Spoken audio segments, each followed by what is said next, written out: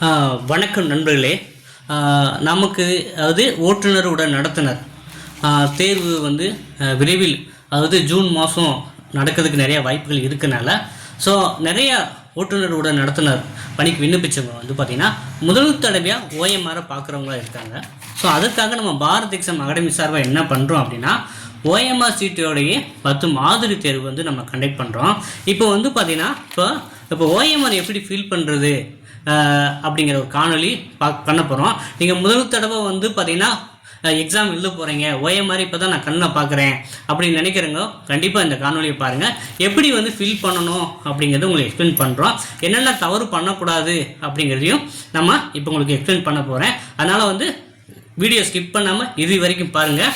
நம்ம வந்து இந்த ஓஎம்ஆர் சீட்டு வந்து பார்த்திங்கன்னா இது வேணும் 10 மாதிரி தேர்வு வேணுங்கிறவங்களுக்குமே தனியாக வந்து நம்ம ப்ரொவைட் பண்ணிக்கிருக்கோம். வேணுங்கிறவங்க இந்த டிஸ்பிளேயில் வாட்ஸ்அப் நம்பருக்கு சேட் பண்ணி வாங்கிக்கலாம். இப்போ வந்து எக்ஸ்பிளைன் பண்ணுறோம். உங்களுடைய ஓஎம்ஆர் சீட் இப்படி தான் இருக்கும். நம்ம வந்து மாதிரி தேர்வு இப்படி கொடுத்துருக்கோம்.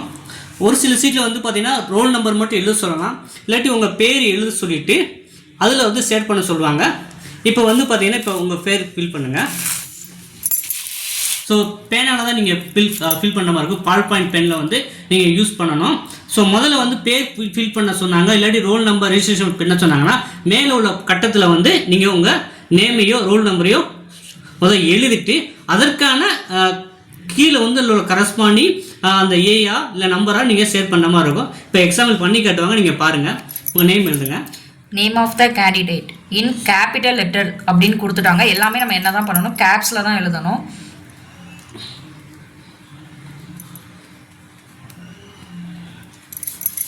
ஸோ ஆர்த்தின்னு போட்டிருக்காங்க.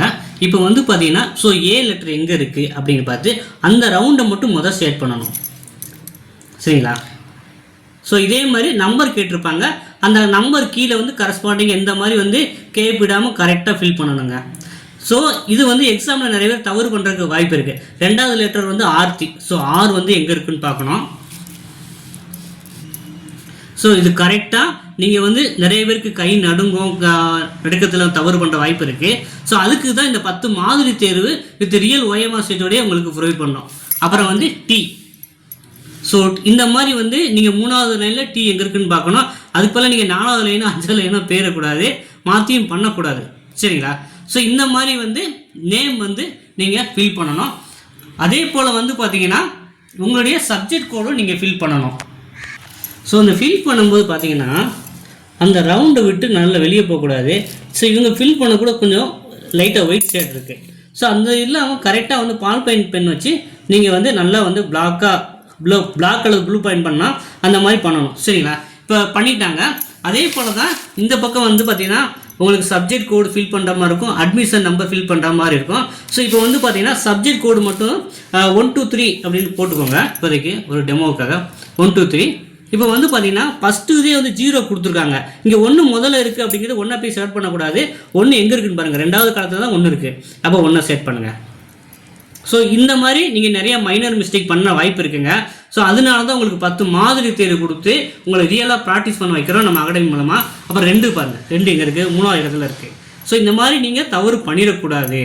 ஏன்னா வந்து பார்த்தீங்கன்னா நிறைய பேர் வந்து ஓஎம்ஆரில் தவறு பண்ணிட்டேன்னா நீங்கள் அப்புறம் வந்து என்ன யோசிப்பீங்கன்னா ரிசல்ட் வர வரைக்கும் நமக்கு வெல்டேட் ஆகாதா அப்படின்னு யோசிக்கிட்டே உட்காந்துருப்பீங்க.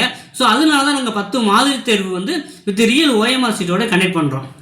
சரி, இந்த சப்ஜெக்ட் கோடு ஃபில் பண்ணிட்டாங்க.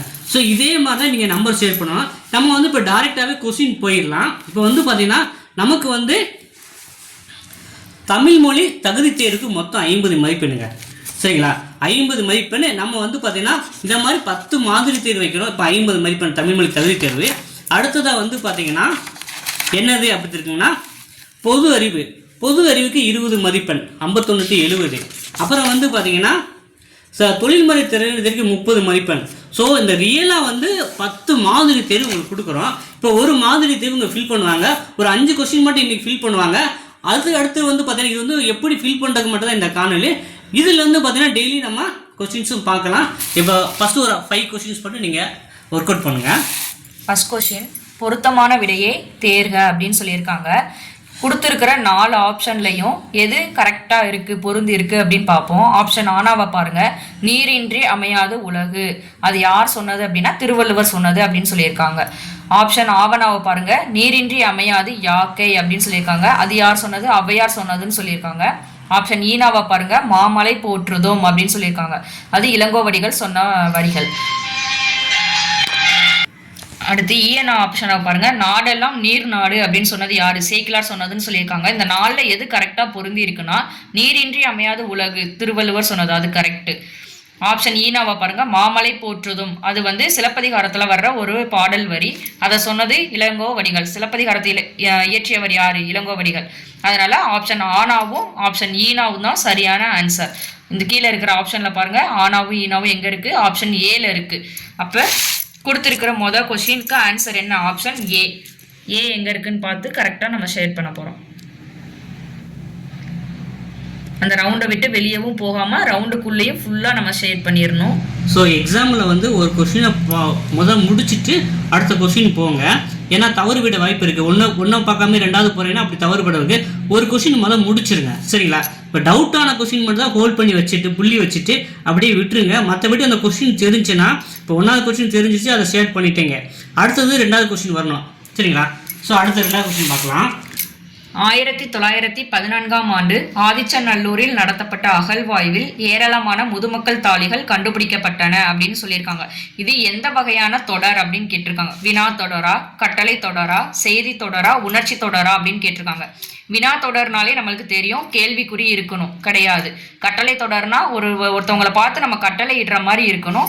அந்த செய்தி தொடர் இது வந்து அந்த மாதிரி கட்டளை தொடரா இல்லை.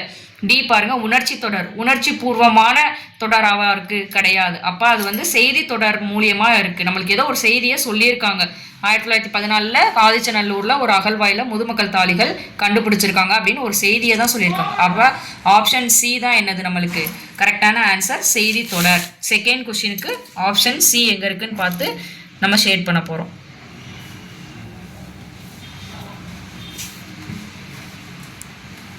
அடுத்து 3வது கேள்வியை பாருங்க.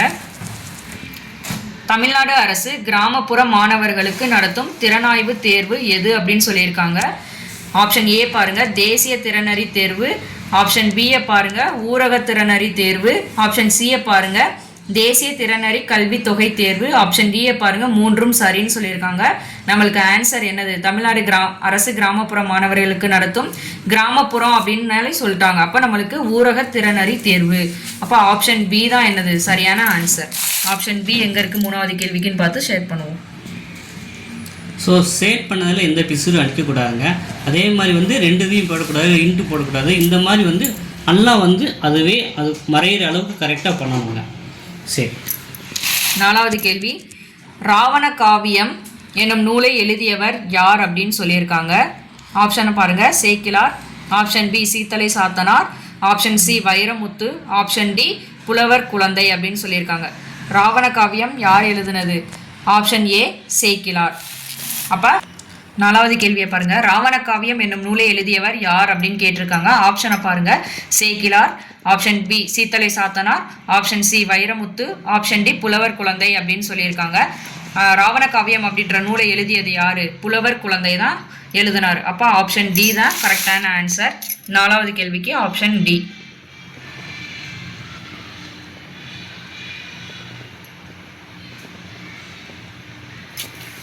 5வது கேள்வியை பாருங்க, நாணம் என்பதன் பொருள் என்ன அப்படின்னு கேட்டிருக்காங்க. நாணம்னா என்னது? அறிவு அப்படின்றது தான் பொருள். ஆப்ஷன்ல பாருங்க, ஆப்ஷன் டி தான் கரெக்டான ஆன்சர். நாணம் அப்படின்னா அறிவு. Option D.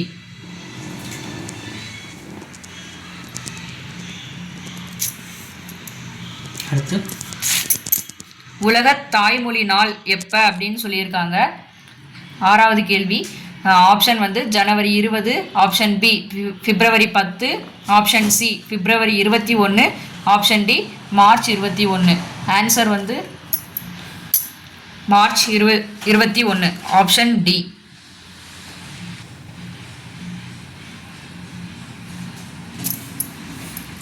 7வது கேள்வி. மெசில் தமிழ் சொல் தருக அப்படின்னு சொல்லியிருக்காங்க. ஆப்ஷனை பாருங்க. ஆப்ஷன் ஏ ஏவு ஊர்தி, ஆப்ஷன் பி ஏவுகணை, ஆப்ஷன் சி செயற்கைக்கோள், ஆப்ஷன் டி செயலி அப்படின்னு சொல்லியிருக்காங்க. மிசில்னா என்னது? ஏவுகணை. ஆப்ஷன் பி தான் கரெக்டான ஆன்சர். 7வது கேள்விக்கு ஆப்ஷன் பி. ஸோ ஓகே, இப்போ வந்து பார்த்தீங்கன்னா இவங்க 7 கொஷின் வந்து ஃபில் பண்ணியிருக்காங்க.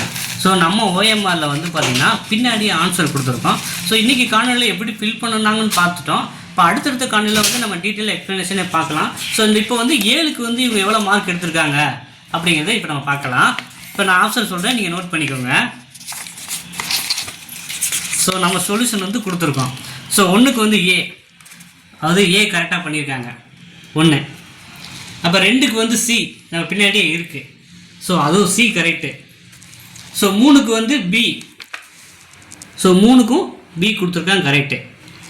ஸோ 4க்கு வந்து டி, ஸோ 4க்கு வந்து டி கரெக்டு. ஸோ 5க்கு வந்து டி, ஸோ 5க்கு டி கரெக்ட் பண்ணியிருக்காங்க. சரிங்களா? 6க்கு வந்து சி ஆன்சர். ஸோ 6க்கு வந்து பார்த்தீங்கன்னா இங்கே வந்து தவறு பண்ணியிருக்காங்க. ஓகேங்களா? 6க்கு வந்து அவங்க வந்து சி தான் கரெக்டான ஆன்சர், டி போட்டால உங்களுக்கு 1 மார்க் குறையும். ஸோ நம்ம டெமோ பர்பஸ் தான் இப்படி வந்து நம்மளாம் வந்து ஒரு டெமோவை இப்படி தவறு விட்டிங்கன்னா உங்களுக்கு இப்படி கொஸ்டின் ராங்காகும், மார்க்கும் குறையும். அதனால் வந்து நீங்கள் வந்து நல்லா கிளியராக படிச்சுட்டு நம்ம வந்து பர்பஸ்ஃபுல்லாக இந்த மாதிரி வந்து ஓஎம்ஆர் சீட்டை ப்ராக்டிஸ் பண்ணீங்க அப்படின்னா கண்டிப்பாக வந்து பார்த்தீங்கன்னா நீங்கள் வந்து எல்லாம் தான் நீங்கள் நல்லா படிச்சிருந்தாலுமே இந்த ஓஎம்ஆர் சீட்டை பார்த்து வந்து நீங்கள் ஓஎம்ஆர் சீட்டில் தவறு பண்ணுறதுக்கு ஏகப்பட்ட பேர் நல்லா படிச்சவங்க கூட.